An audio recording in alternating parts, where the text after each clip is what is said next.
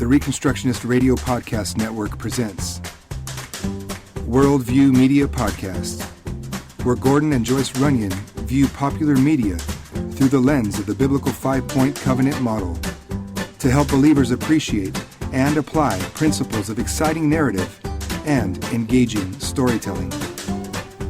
And welcome to the latest exciting edition of the Worldview Media Podcast. I'm your host, Gordon Runyon, pastor of Emmanuel Baptist Church in the big city of Tucumcari, New Mexico. Woo! And with me are two women who draw none of their powers from the dark dimension. Well. At least not that I know. It's my wife Joyce here in studio. Hello. Hello, and my oldest daughter Carmen on the phone. Hello, Carmen. Hello, I've come to bargain. You've come to bargain. She's come to bargain. Mm-hmm. Oh, you've come to bargain. Okay. Yep. All right, so here we're going to do an unusual thing on the Worldview Media Podcast. We're going to talk about a movie that's actually still in the theaters. Semi-recent. We're almost relevant. Now. Yeah, let's not go too far. Okay, so we're going to talk about Doctor Strange, starring Benedict Cumberbatch, and taking the whole Marvel universe in a brand new direction. There you go. Whether that's a good direction or not, I don't know. What? Okay, so let's start out by, let me ask y'all, Carmen, give me some overall impressions. I actually liked it. I liked Doctor Strange. Like, the character, I think Benedict Cumberbatch did a good job. Like, all of the supporting actors, I think it was a lot deeper of a movie, maybe, than we've seen in, like, other scenarios, you know, that we had. Like, they're really,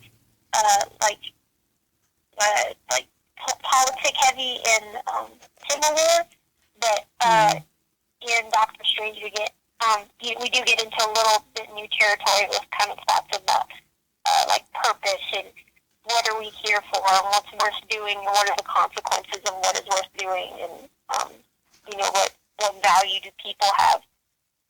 And then also, like, I just thought it was a good movie overall. There's a lot of funny stuff in there. It was a little CGI heavy for me at one point, but other than that, I was all for it. All right. And you, Mama?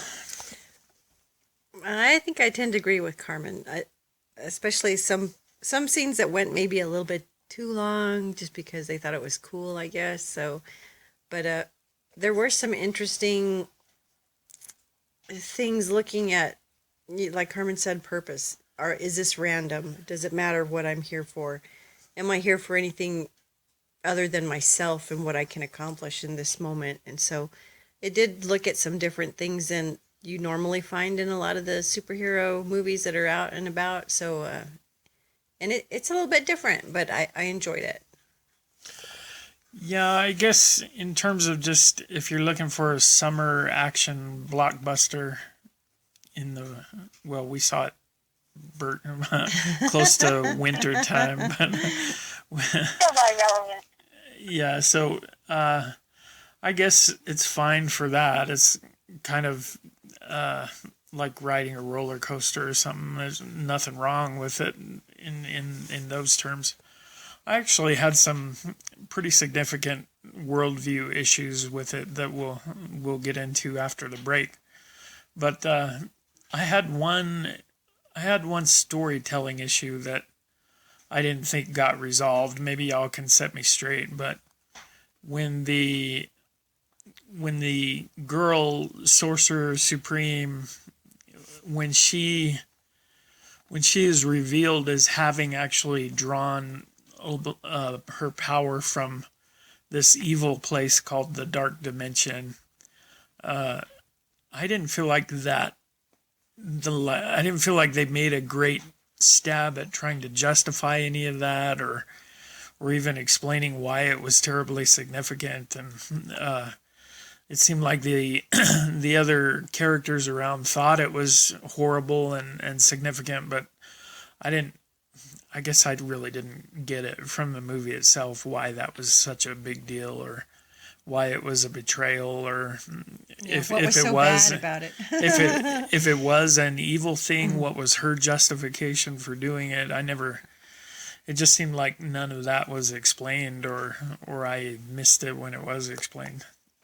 Well, I think part of the reason that everybody, like Mordu and everything, is so just like distraught at the fact that she says, because the whole thing is that she's been alive for Long time. that she's been the Sorcerer Supreme for a long time. So she's been the one that's kind of set the rules of, how they do things. And she's always told them, like, we don't do this. This is something that we can't do. This is against what we do and stuff like that. And then to have someone someone who's saying that to you,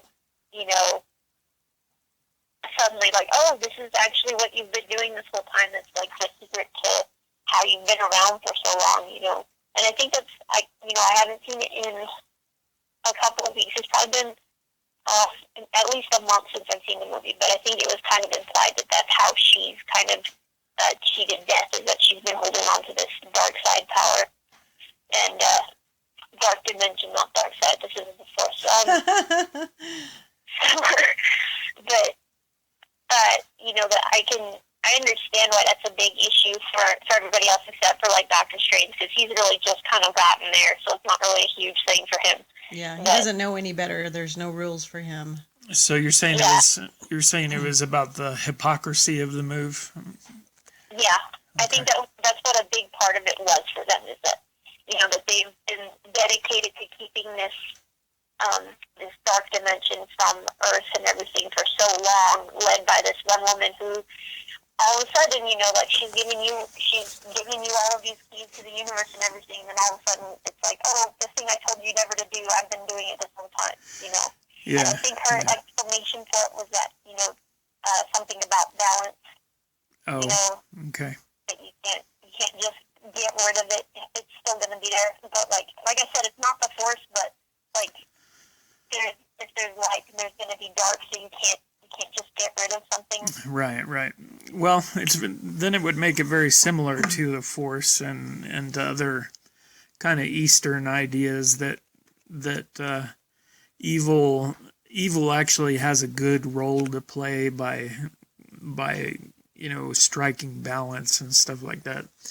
Well, I also think there was a difference between the Ancient One and the guy that was trying to actively bring this dark dimension in, and you could just see the difference in their countenance. So where one was consuming the one person and she was not consumed by it.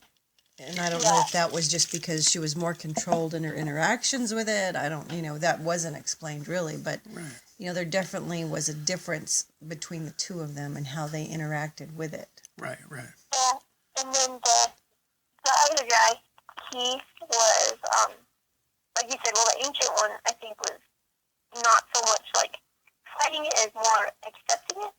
Oh, yeah. That like there is evil and this is part of what we do, but I don't think, like, she wasn't willing to let other people go through that. Whereas the other fella is more, he's actively taking that into himself, trying to make something of it, trying to gain power from it. Yeah. And, it drives him crazy, which I think is part of why they said, hey, you don't do this. Right. Okay, there was a brighter point, something that I did like about the movie that kind of was a pleasant surprise, and I think you alluded to it when the previews and trailers came out. Of course, the special effects are pretty mind-boggling and dazzling the first time that you see them, and it was a little bit my fear that the innovative visuals were going to be the engine of the whole movie. Yeah. And I was pleasantly surprised to see that they really weren't. There were, like your mom says, I think I know the scene that she's talking about. It's a chase scene, and through all these these bending places and stuff like that. And I kind of got the feeling it went on for a little longer than it had to. And it was probably just as a way of showcasing the special effects. But overall, the movie really didn't lean on those things as much as I was afraid that it would. So that was a good thing. And I felt like maybe this movie more than any other, precisely because it's just kind of a goofy superhero movie, and it is heavy with special effects. All of that kind of stacked against him. I felt like Benedict Cumberbatch did an amazing job as an actor, and just kind of grounding the whole movie and not being overwhelmed by all these effects and all the flash and stuff. He was kind of able to not get lost in the shuffle, so to speak. So I really felt like it highlighted him as an actor, and he did a good job.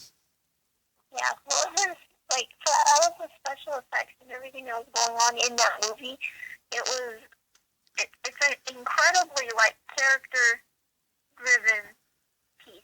Marvel's really good about having their movies be focused on the characters and what the characters are going through. And I think that style is really kind of highlighted in this film, because, like, it's all special effects and everything, but it's all about how Strange, interacts with all these different people. And from, like, the point of Strange in this whole film, like, we didn't see London's sanctum fall, which I thought was really kind of interesting, because we just hear about it. Stephen hears about it. He doesn't go see it. We don't go look at it. It's just that Jesus has fallen and all this stuff is going on. But we stay with him and see what he sees and go through what he goes through. Yeah. And that's, I think that, like you said, that's kind of a credit to the writing and to what they wanted to focus on. Mm-hmm. All right. Any other overall thoughts before we go to our break? Those are my opening statements. I'll stick with them. All right. Well, let's have our break, and then we'll come back and we'll run Dr. Strange through the 5-point covenant meat grinder and see what kind of sausage comes out. So here's our break. The Reconstructionist Radio Podcast Network brings to you a complete lineup of podcasts where you will hear practical and tactical theology. Our desire is not simply that you consume our shows, but that you also live out your faith in every area of life. We can talk all day long about these things, but if we fail to put them into practice, then we fail as ambassadors of Jesus Christ, our King. Subscribe now to your favorite Reconstructionist Radio Podcast Network shows, or you can subscribe to the Reconstructionist Radio Master Feed, where all of the content we produce, including the audiobooks and audio articles, will pop up as soon as they are available. And don't forget to visit reconstructionistradio.com to volunteer as a narrator or to partner with this ministry financially. May the Holy Spirit stir you into action for Christ and His kingdom.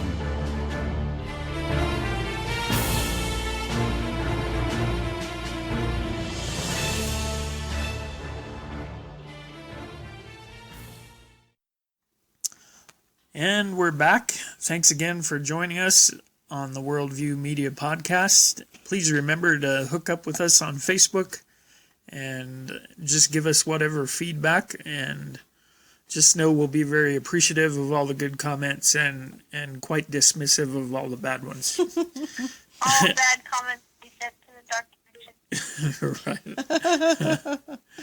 Right. You know what? I'm going to put this out. This is a Worldview Media Podcast announcement, and looking for volunteers and feedback from the audience here. I want to do an episode where we analyze the movie Braveheart, but Joyce does not want to watch Braveheart again. And so what I am looking for is a member of the audience who is willing to watch Braveheart and then come on the podcast via phone with me, and the two of us will do this job. So if you're out there and you can do this or do it better than us, it's not like we've set the bar super high or anything. So Semi-relevant.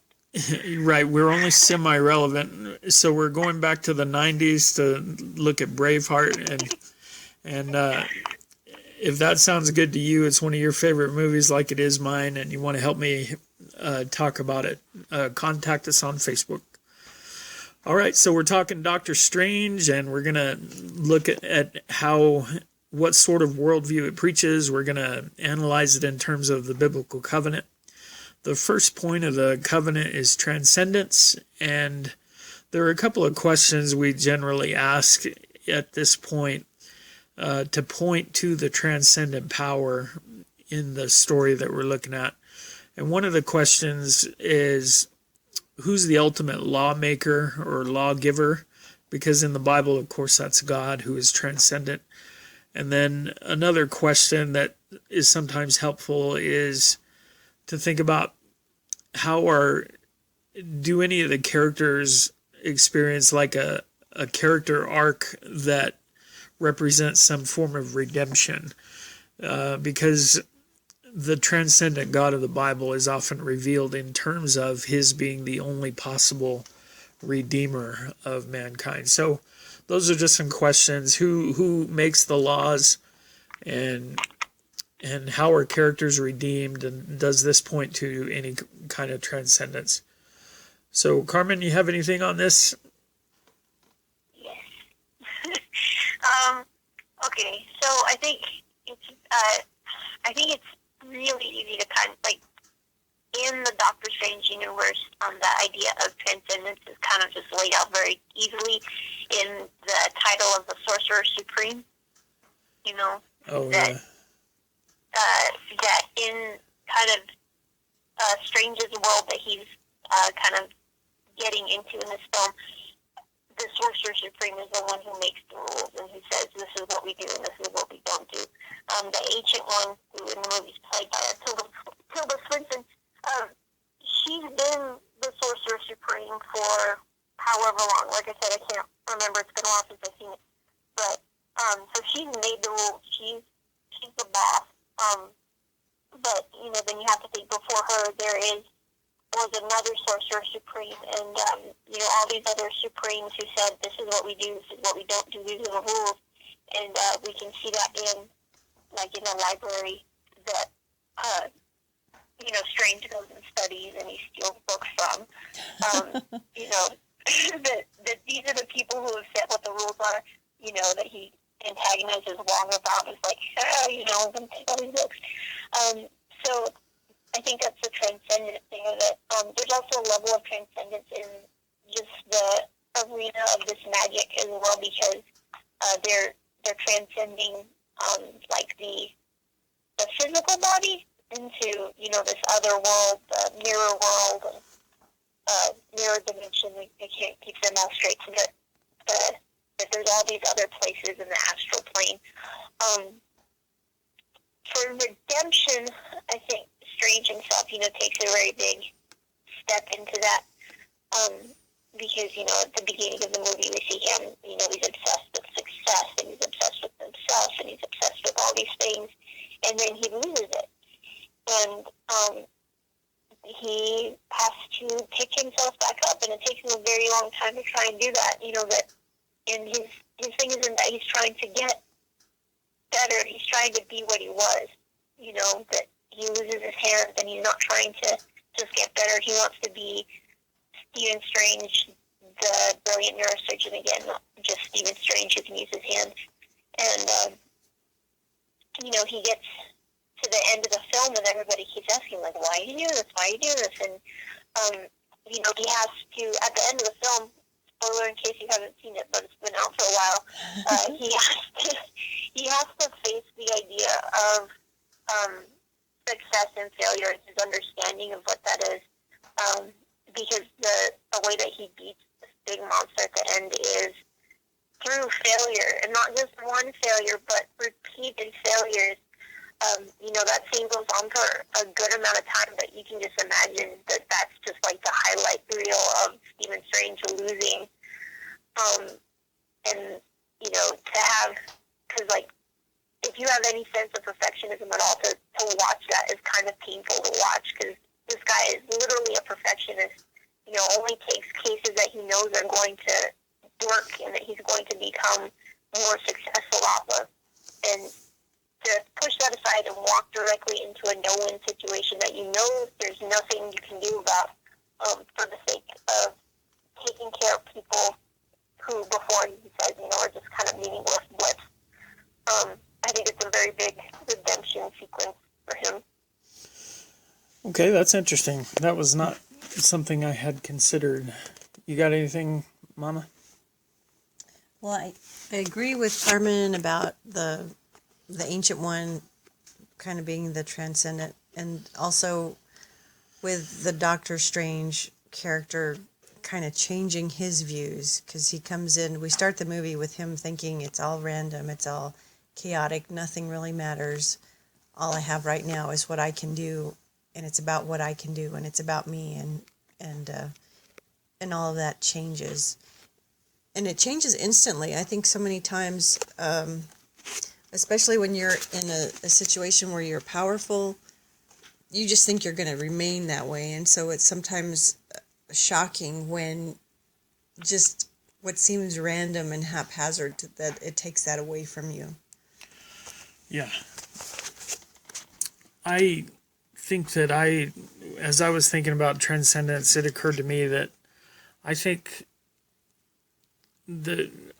I guess my conclusion was that all the magicians were transcendent, that the magic that they were doing allowed them to transcend, all the physical laws in this universe, and they could basically be rulers and commanders in all these different parallel universes and dimensions, and so just the magic they were doing, they could achieve a transcendence over all these things, and which Doctor Strange eventually does. But they were still underneath the one lady.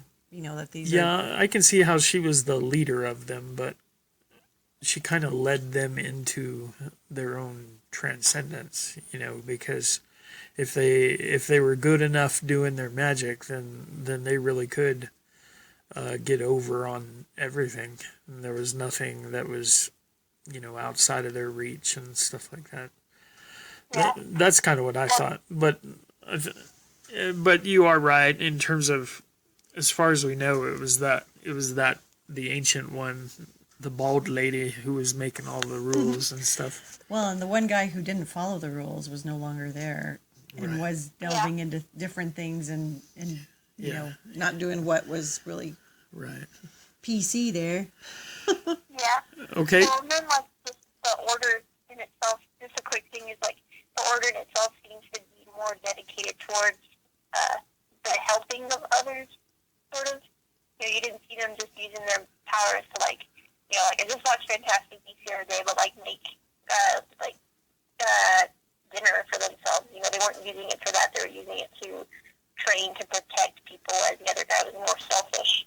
So it's kind of funny to see selfish Strange go towards the other instead. Yeah. Without really kind of thinking about it. Right. Okay. So the second point of the biblical covenant is who is the visible earthly representation of the transcendent power. In the Bible, of course, God is the only transcendent one, and he has representatives on the earth, those who are leaders in his covenant. Specifically now, Jesus Christ in the flesh was the ultimate representation, but man himself, male and female, created in the image of God, represents God on the earth. And so you have a lot of different ways about talking about representation. So if we admit that the Sorcerer Supreme was kind of the big transcendent honcho in the movie, then would the other magicians that she was training, are they the obvious choice for the representation? I've got to go. Go ahead. Well, like I said, I think that she's kind of the representation in and of itself. I think the role of the Sorcerer Supreme is supposed to be that kind of that thing, is that this is the person who is beyond everything else that anybody else can do, you know. And if you know Doctor Strange, then you know that he's supposed to be the Sorcerer Supreme. So I kind of liked it that they ended the movie and he wasn't the Sorcerer Supreme, because this dude is like the freshman on campus, you know. He doesn't know everything. He's got some ability. He's got kind of an innate talent for it, but he's not the Supreme yet. Right. And it's not just something that they throw around. It's that you have to earn this title. So Right. I think whoever is in that position of Sorcerer Supreme is supposed to be that transcendent model. All right. Were you going to say something? Well, I see Doctor Strange himself as being that representative, because he starts off just as a regular guy who has no clue. He isn't aware that there's anything other than the physical around him. And you see him go through this process of losing everything in order to find something of greater worth than what he had to begin with. Right. And I don't think he doesn't realize that's what this journey is that he's going, overseas to do. So I've got to go with the doctor as the person. Yeah, Doctor Strange as the representative. That makes some sense. Well, that would make a lot of sense if we admit that magic itself is kind of the transcendent power, and then Doctor Strange becomes the clearest representative of that in the movie. And okay, that's interesting. So we get to the third part of the covenant, and it's about ethics, and it's the rules. Thou shalt do this, thou shalt not do this, in terms of the covenant that we're in. And in this movie, this is kind of one of the beefs that I have with it. I was kind of hoping that they would go with a really fictional sort of magic in terms of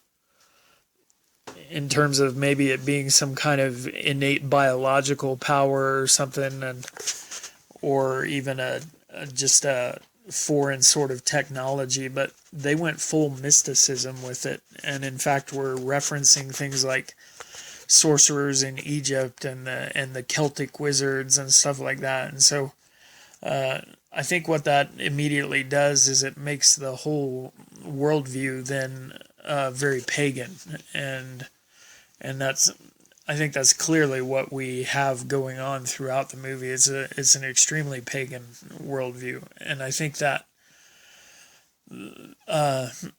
that looks like maybe a turning place in the Marvel universe, except that all of the Marvel movies up until now have been naturalistic and evolutionary, which I believe Dr. Francis Schaeffer used to point out that that's really just half a step away from paganism.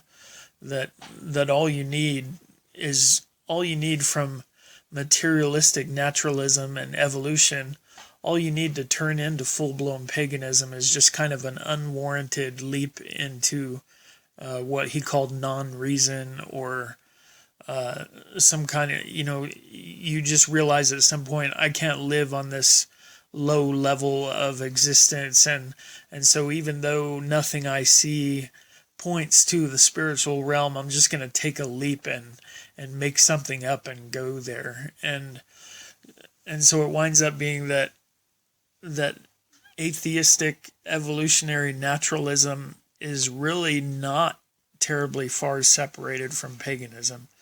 And as we've mentioned it before, that both systems believe in a unity of being, and make a lot of hay with that idea that all living things are related and basically made of the same stuff, and that's a pagan idea. And I guess that paganism shows up a lot in terms of the ethics in this movie, because I don't know if y'all caught it, but there were a couple mentions made of natural law and how the sorcerers were not supposed to break the natural law, but then a couple of times they did break it, and then it was just like, well, you really shouldn't do that. But, there were I didn't feel like there was any big deal about it. They're more like guidelines, really, and it's not, and there was no explanation of what that natural law really was, And so I think Carmen hit it on the head in point one when she talked about the fact that really the only rules that these sorcerers follow is the ones that they make up for themselves, or that the head honcho makes up, and even those are flexible, and you can bend those if you just really feel like you want to or need to or something like that. So ethics is very wishy-washy for me in this movie. I don't know what y'all think.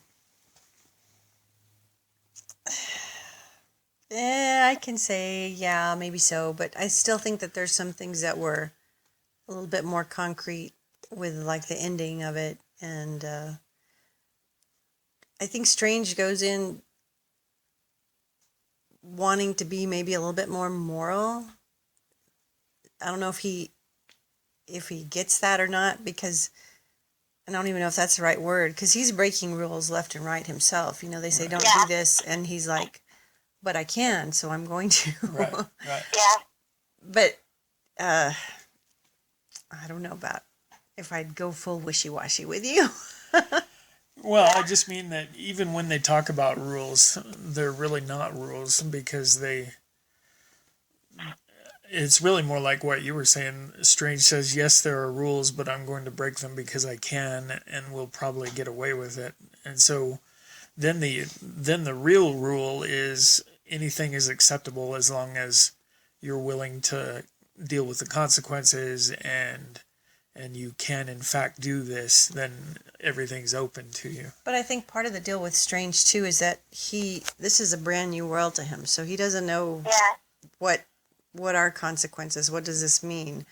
How does me doing any of this stuff relate to what I see and what's real? And you know, I kind of think he sees it just like, well, these are cool magic tricks, and I can pull it off, and I can do it, and isn't this neat? And so I don't think he gets the weight of the responsibility, or really the power that's involved with all of that either. Oh, sure.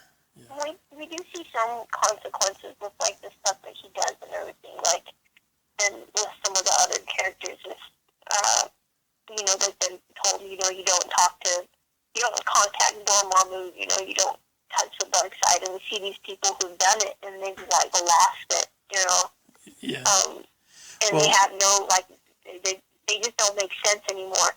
And then, you know, they tell Strange, you don't mess with time. You don't want to create a time loop. You know what kind of, you know, thing you're messing with here. And so then he does. At the end of the movie, he goes and creates a time loop. And his time loop is basically that he dies.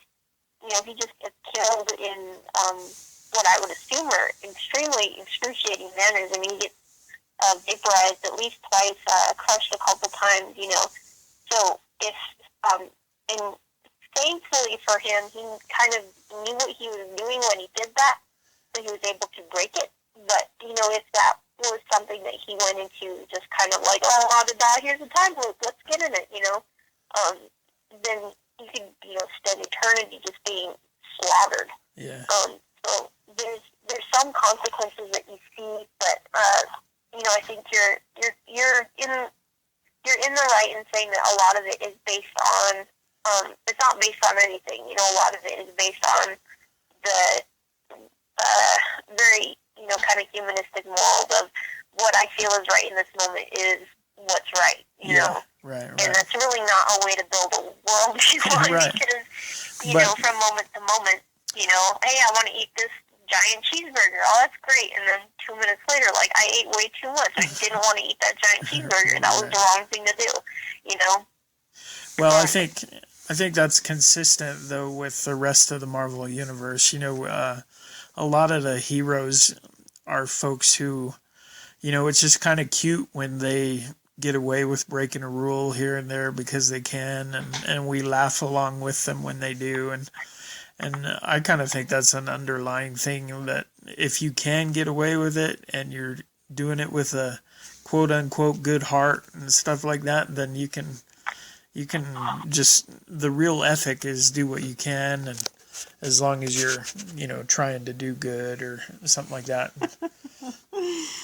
as you define what good is in the moment or something like that. So that for me was a little bit disappointing. That made the whole movie kind of, it took on an unpleasant tinge for me, because I go into the movie wanting to root for Doctor Strange. I know he's the hero, but the whole situation sets him up as like Captain Pagan, and it was hard for me to root for him then. And I mean, I know he's still the good guy, and he winds up doing good things and stuff like that. But the outright paganism of the movie just blew me away. You know, I don't have the same sorts of problems with Harry Potter because they treat magic differently, and magic is treated differently in the Lord of the Rings or C.S. Lewis and stuff like that. But here they just steered into it, you know, and went full pagan with all this stuff.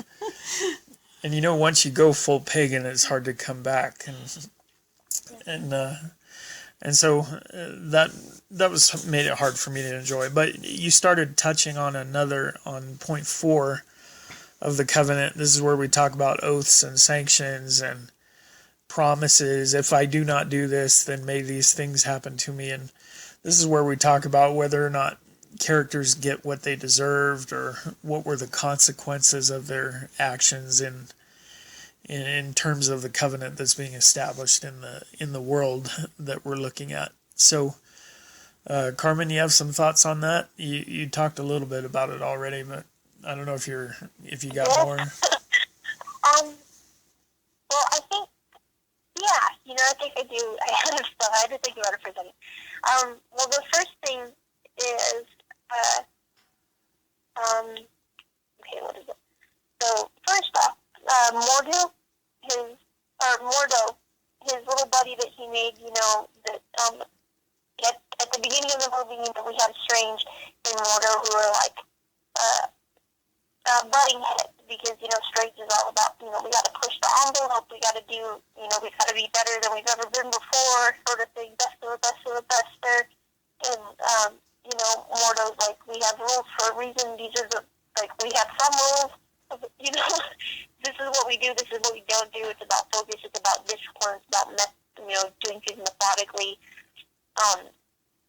And so, you know, through the whole thing, Strange is the one, you know, he's like pushing the envelope and stealing books and taking the eye of Agamotto when he's not supposed to. Like that killed me the whole movie. He's just running around with this thing, and they literally told him, "Don't touch that." And I'm like, okay. But anyways, so like, okay, you can't stop him. And then Mordo is like the whole time he's like, this is the way things are done. We have to follow the rules and stuff.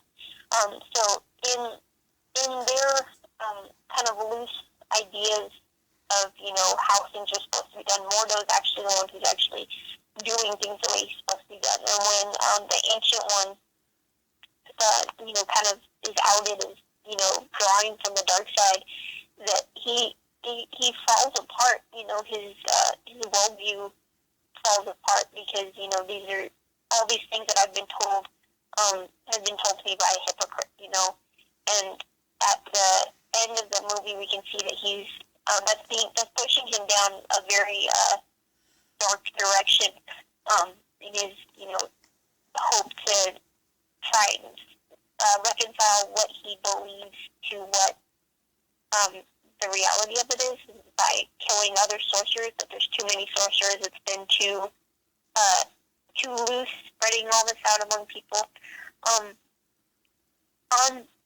So I don't think he necessarily got what he deserved because, you know, he followed the rules and the system failed him, you know. Well, maybe that's part of the theme, though.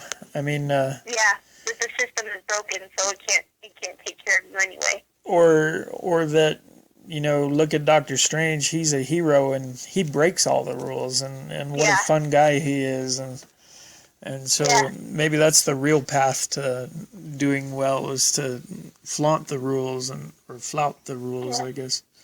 Flaunting them would be a different theme. Flaunting. And then the other one is Strange himself. You know, that he starts off, you know, kind of just, you know, this arrogant dude. You know, that he makes his own rules and that he creates procedures for brain surgery. You know, that he has things named after him for all the great things that he's accomplished. So he's like, you know, he's achieved all this stuff and he's kind of a terrible person. and we have to watch him be a terrible person, and you want to, like, oh, this guy's terrible. But then, once he is forcefully humbled, and he has to kind of start from absolute rock bottom, and, has to learn some humility, that he gets to be successful again. And I don't know if that's him, like, I think that kind of appeals to our sense of, like, justice in a way, that, like, this arrogant guy, cut me off, and then he gets cut off somewhere else, so that's fair, with air quotes, but, the nice guy gets to have what he is, that he had to go through the kind of Job cycle, that he loses everything and then gets back more, I guess. So, right. I don't know, complicated. Yeah, and you then get what I'm putting down? I'm feeling you. Okay, and then Okay. that's what all the cool kids say. And so the bad guys do generally get what's coming to them. The story isn't finished with several of the bad guys. This was the first act, and I'm sure we'll see them again. But several of the bad guys, you wanted the dark dimension, well, here you go. You're gonna have it forever, and you could see how that was gonna turn out badly and all that. So that's some stuff about sanctions and rewards there. The fifth point of the covenant is secession and how this is going to continue. It's where we talk about things like inheritance and child rearing and our views of the future and how this is going to be. And I guess I think the movie, obviously it's not a one-off. It's meant to be, it's obviously meant to have movies come after it that continue the story. But we do see Doctor Strange now in the position of the Sorcerer Supreme, and he's taken it upon himself to become like the protector of Earth from interdimensional bad guys and stuff. And so is this going to change the whole covenant? I mean, if the whole worldview is about who these sorcerers are and what they do and what rules they follow, well, this seems to then upend the whole thing, because I don't think he's going to draw dark power from the dark dimension, and he's probably going to insert his own rules, where he thinks that he has better ideas. And it just seems to me like the future of this outfit is that everything's up in the air. It could all change. Yeah. I don't know. What do you think, Mom? Well, I think, we don't know what's going to happen from here, because the person that's been there forever is not there anymore. And so, and I definitely don't see him doing anything with the dark dimension, or even the dark dimension wanting him to go there. Right. Yeah. They're not on good terms exactly. So, things are going to be changing. But I still think that Strange he's still developing. Yeah. He's still kind of figuring out who he is and what his place is, and we'll see, because he's just one of the guys, But don't you think there's some schizophrenia there, because he is learning, he's trying to find his place, but to find his place kind of implies that there's somebody above him who's already determined what his place is, and like you can't have a destiny without a predestinator, and so it seems a little bit schizophrenic worldview wise at that point for me. Carmen, you got anything else? We need to wrap this up. Yeah. So what's the inheritance and succession thing? He does actually inherit like some things. Like I said, I'm not sure if he's the Sorcerer Supreme at the end of the movie yet. It's kind of hinted that that's what he's going to become. But, he gets his relics, that he gets the cloak of levitation that comes to him, that's his inheritance. Yeah. And he gets his Eye of Agamotto, that's something that he inherits and that he receives. And that he also gets his house that he lived in, that Bleecker Street house is his inheritance. That's what he gets.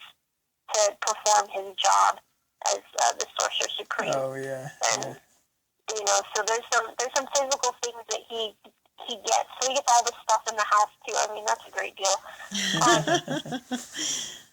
But there's also, I think Mom was right that he's there's a lot of things that are kind of undefined for him right now, because he's seen, you know, what the power of the dark is. That he's, you know, said, you know, I think they offered him a couple times, like, hey, if you come and join us, we'll, you know, do all this stuff and you'll love it and it'll be great. And he's like, no, and, you know, doesn't do it.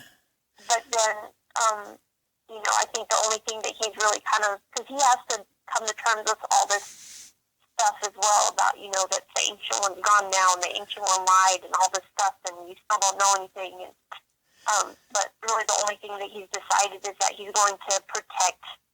He's going to stay. People. Yeah. He's going to stay. He's going to try and keep learning, and he's going to try and protect people. And that's it. You know, and he has to, without the Ancient One, now he has to be the one who decides, you know, what needs to be protected from what. You know, because if you go back to the hospital scene, his whole thing that took him there was about, I want to come back and I want to do what I was doing. And he had to admit to the other doctor friend there, you know, this is weird, I know, but it's not about that anymore. Yeah. So, all right, we're running out of time and running out of power on our recorder here, so we got to wrap this up. it's been fun, Carmen. Thank you all for being with us. Remember, if you wanna do this with me and review the movie Braveheart, if your heart is brave, hit me up on Facebook and we'll talk about it. So we'll see y'all. God bless you. Bye. Thank you, ladies. bye. Thank you for listening to the Worldview Media Podcast. Please visit reconstructionistradio.com to check out the other podcasts in our network and to download our free audiobooks.